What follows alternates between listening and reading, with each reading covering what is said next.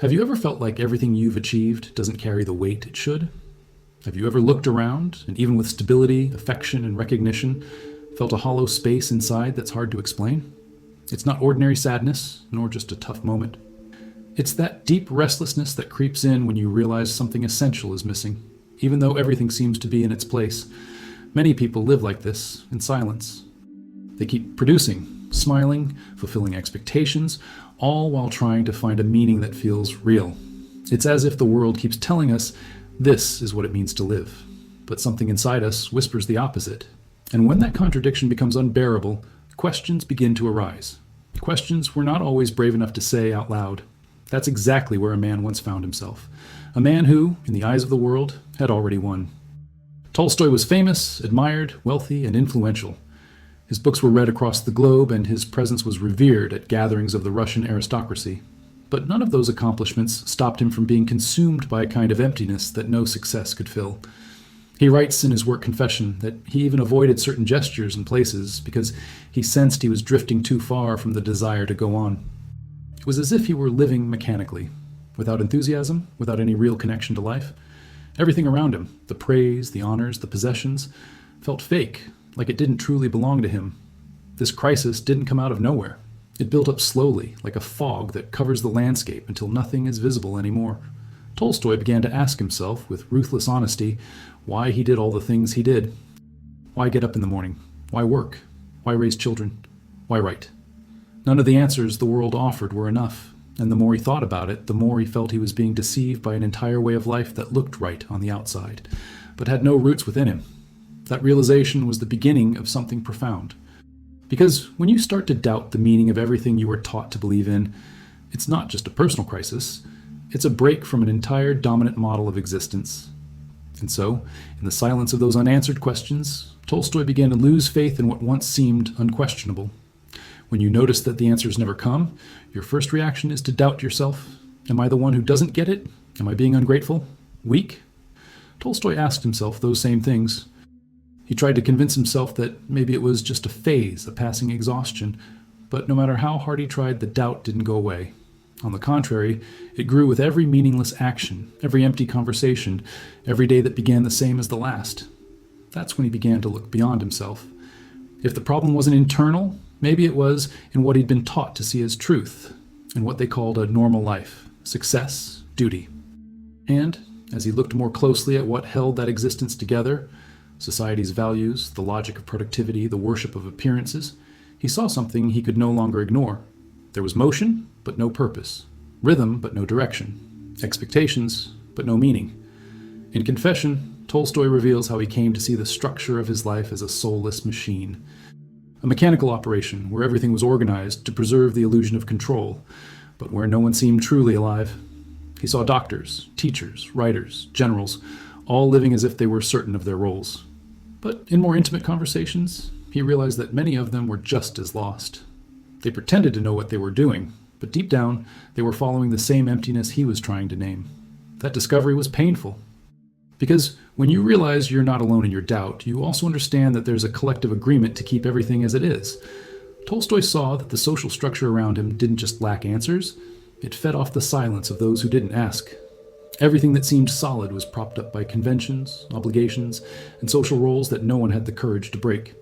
And the more he tried to force his soul into that structure, the more it seemed to fracture. That's when a new question arose. What if the problem isn't me, but the model I was taught to follow? From that doubt, Tolstoy found there was no turning back. Because once you start to see the cracks, it doesn't matter how many people try to convince you the building is sound. You know it could collapse at any moment. With the world around him silently crumbling, Tolstoy did what many do when they feel lost. He searched for answers in faith. Not just any faith, but the one that had grown alongside him since childhood, the religion he'd been taught to see as truth. He turned to the church, hoping to find the meaning life seemed to have lost. He hoped for comfort, depth, some light that could show a new path. But what he found was very different. Tolstoy didn't reject faith. He rejected what had been done to it. Instead of comfort, he found rules. Instead of compassion, he found judgment. Instead of a sacred space, he saw a structure of power. The institutional religion seemed more interested in maintaining its influence than in welcoming hearts searching for meaning. Every ritual, every dogma, every demand felt mechanical, empty, and far from the simplicity and truth he so desperately sought. In Confession, he writes about this with clarity and even a touch of sorrow. There was no anger in his words, only disappointment. He expected to find God and found bureaucracy. He hoped for comfort and found distance. He longed for love and found control. Everything felt rehearsed, taught, imposed. The faith he encountered within the institution seemed to have no connection to the faith he felt quietly beginning to awaken in his heart. That experience left a deep mark, because there's no greater pain than searching for God and finding only walls. Tolstoy realized that many of those who claimed to speak for spiritual truth had become representatives of a social order that functioned just like all the others, with hierarchies, vested interests, manipulation, and fear. And he couldn't accept that the sacred had become subject to so many human layers. This realization pushed him even further from what was considered normal. He didn't reject spirituality, much on the contrary, he felt it more alive than ever.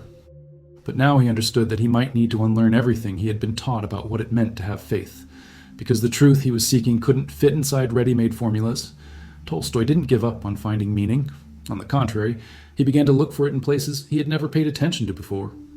If the palaces of faith didn't hold what his soul was crying out for, maybe the answer was outside the structures, where life happens in its simplest form without too many words. And it was in this shift that he turned his gaze toward those who had always been near, but whom he was only now beginning to truly see: the peasants. These people, almost invisible to the elite, lived with little, spoke softly, worked with their hands, and carried in their bodies the weight of generations. Tolstoy began to watch them closely, and what he saw moved him deeply, because unlike the intellectuals and the clergy, the peasants didn't offer grand explanations about life. They didn't discuss theories or talk about meaning with eloquence, but there was something in the way they lived that made him feel there was truth in it. Yes, they suffered. They faced loss, hardship, injustice, but they dealt with it all with a quiet strength, a kind of acceptance that wasn't resignation but wisdom. These were people who knew how to love without demanding, help without seeking praise, trust even when everything felt unstable. They didn't need to understand every detail of existence to live it with dignity and faith. Tolstoy realized that while many sought meaning in books, ceremonies, or titles, these people found it in how they treated each other. Their spirituality wasn't theoretical, it was practical. It lived in the way they shared bread, tended the land, taught their children to respect the timing of life, and most of all, it lived in the faith they carried, not as a speech, but as a presence. This discovery changed everything, because it helped Tolstoy see that maybe he had been searching for truth where it could no longer be found, and that to reconnect with the sacred, he had to quiet the voices of the world and learn to listen to the silence of what is simple, yet essential. The living faith he longed for wasn't hidden. It was just drowned out by the noise that the dominant culture placed between the human being and what lies deepest within. After seeing in the peasants a living and silent faith, Tolstoy noticed something they shared with the sense of truth he had been seeking. None of these experiences came through the path of pure reason. And this realization led him to look back at all the books he'd read over the years and at the philosophical schools that shaped the intellectual elite of his time. For years, Tolstoy had studied rational thought in depth, philosophical systems, grand ideas that tried to explain existence with logic and clarity. He read authors who argued that life was merely a natural phenomenon, that the world could be understood through formulas, that morality was nothing more than a social construct. But when he tried to apply these ideas to his own life, he realized they filled nothing. They only described. Reason explained the world, but it didn't illuminate it. He saw this even more clearly when comparing the intellectual's discourse with the peasant's way of living. Reason was analytical, but cold. It could name the parts, but couldn't speak to the heart. It could explain how things worked, but went silent when faced with the question that haunted him: why go on living? No logical argument seemed strong enough to face the internal silence that settles in when meaning disappears. Tolstoy saw that reason, as useful as it is, has a limit. And beyond that limit, it becomes dangerous, because it creates the illusion that everything can be controlled, predicted, understood. But life, in its essence, escapes that. Love, fear, faith, regret, deep joy, none of that fits inside theories. And it was precisely this attempt to live only by reason that had brought him so close to giving up on everything. Some of his contemporaries, especially those more aligned with scientific thinking, mocked his spiritual turn. They called him backward, sentimental, even incoherent. But Tolstoy no longer defended himself, because the experience he was living wasn't meant to convince anyone. It was meant to be lived. And deep down, that was what disturbed people the most. This realization wasn't an attack on thought, it was a call for balance. Tolstoy understood that the mind alone cannot support a wounded soul, That intellect can build bridges, but it cannot give us solid ground to walk on. And without that ground, no answer ever feels like enough. If reason couldn't sustain the meaning of life, Tolstoy began to look more critically at what society hailed as its greatest triumph: progress. A word that, for decades, had symbolized hope, advancement, a better future. But the more he reflected on it, the more he saw something deeply misleading in that idea. Progress, as it was understood, meant the accumulation of knowledge, technical development, economic growth. It meant faster machines, more organized cities, more accessible books, more refined laws. But he asked himself, is any of this making us more human? Is it helping us live with more love, more truth, more justice? Tolstoy saw that despite all the advancements, people were still suffering. Perhaps even more than before. Hunger hadn't ended. Violence was still present. Inequality seemed to be growing. Wars had become more sophisticated, but not less cruel. Material progress wasn't being matched by moral progress. And maybe, he thought, we were just getting better at disguising our inner misery. In his reflections, Tolstoy saw the contradiction: a society that claimed to be evolving while abandoning exactly what should be protected: the human soul. Progress sold the idea that life would be better in the future, but in doing so, it disconnected us from the present, from simplicity, gratitude, and humility. He began to see that this promise of a grand tomorrow often served to justify the emptiness of today. And more than that, this dominant logic of constant growth was being used to keep the social machine running. It said we needed to produce more, compete more, adapt more. And anyone who couldn't keep up was seen as outdated, lazy, or useless. It was a mindset that fed guilt, fear, and a constant sense of inadequacy. Tolstoy saw in it not a path forward, but a new form of imprisonment. Not everyone, however, shared this view. Many of his contemporaries saw progress as liberation, not confinement. They believed Tolstoy was romanticizing the past and ignoring the tangible benefits of modern science, politics, and education. But he wasn't trying to convince anyone. He was simply following what his conscience could no longer deny. To him, true evolution wasn't about building more powerful machines.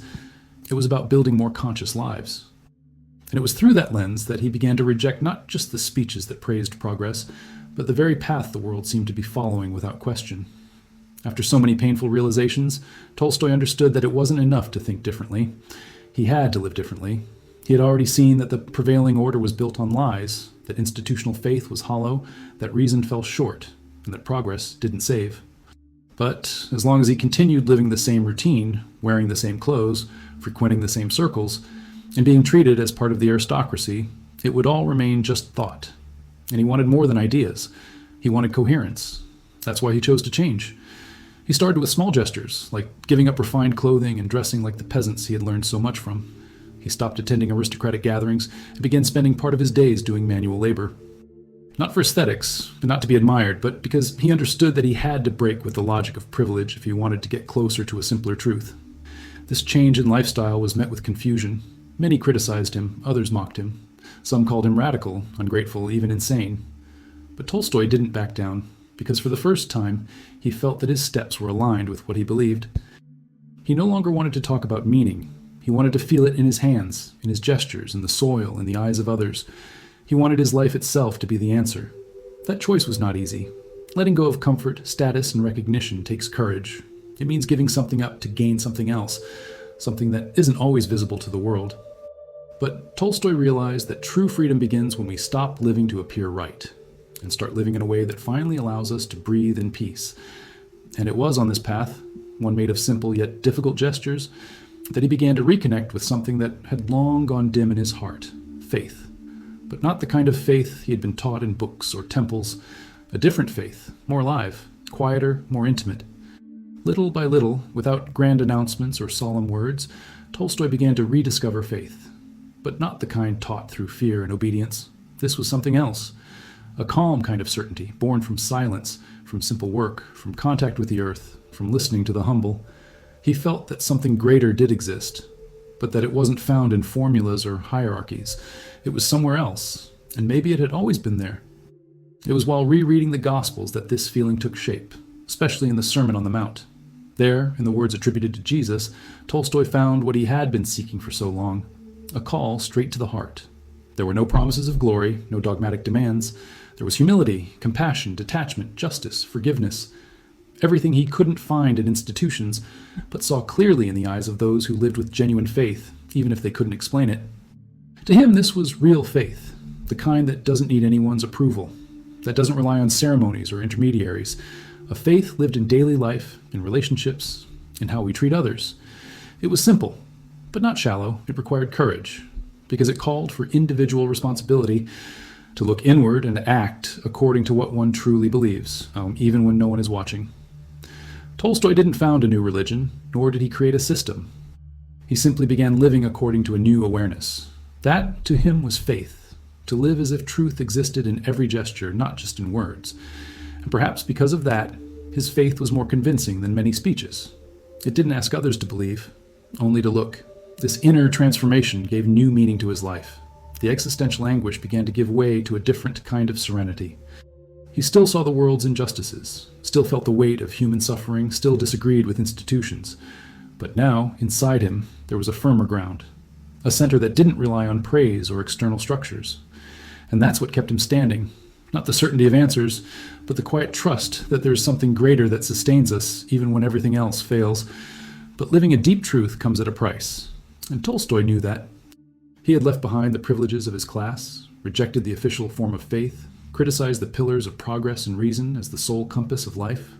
He was no longer the celebrated writer who pleased everyone. He had become, in the eyes of a society used to obedience and repetition, someone who had strayed from the path. And that kind of world rarely forgives those who choose to live on their own terms. The backlash didn't take long to appear. His new way of life was met with suspicion by some, scorn by others, and complete misunderstanding by much of society. Friends drifted away. Critics accused him of hypocrisy, as if seeking a simpler life were itself a disguised vanity. The Orthodox Church, which he had openly criticized, ultimately excommunicated him, not because he had abandoned faith, but because he lived a version of it that escaped institutional control. Tolstoy never responded with hatred, but he also never backed down. Because he had come to understand that living in harmony with one's conscience requires courage. And often, that courage isolates you. Inner truth, when genuinely lived, becomes a threat to those who still need to maintain the illusion. Not because it is aggressive, but because it silently reveals how much others are living in contradiction. He began to live in relative seclusion, but not as someone hiding from the world. It was more like, having seen everything up close, he now needed silence to avoid losing himself again. He still wrote, but no longer sought fame. He shared his ideas, but didn't look for approval. His concern was no longer with reputation, but with integrity. And that choice cost him exile, not physical, but existential. Because when you decide to live by an inner truth, the outside world almost always reacts with confusion. The established order prefers those who conform, who repeat, who don't disturb. Tolstoy was no longer a part of that, and that's why he began to be rejected. With the same intensity he was once celebrated, Tolstoy broke with the dominant ideal, but he didn't lose himself. And maybe that's the difference between those who merely survive and those who, despite everything, learn to truly live. The world around him remained the same, unequal, fast-paced, full of masks and speeches. But something inside him had changed, and that change was irreversible. He didn't find absolute answers. He didn't discover a magic formula or a path that solved everything. What he found was a simple truth, and for that very reason, a truth hard to accept for those still trapped in the ego's complexity. He discovered that the meaning of life isn't in what we accumulate, but in what we are able to give. That it's not in the pursuit of recognition, but in the ability to love in silence.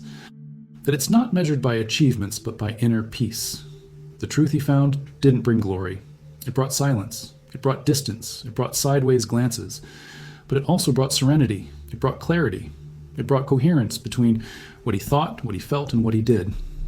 And it was that coherence, and only that, which finally gave him solid ground where before there had only been a void. Tolstoy chose to give up what the world values most, status, prestige, authority, to live in alignment with what the soul needs most, meaning. That trade, which may seem like madness to many, was what saved him from a hollow life. Because in the end, he understood that it's not comfort that keeps us going.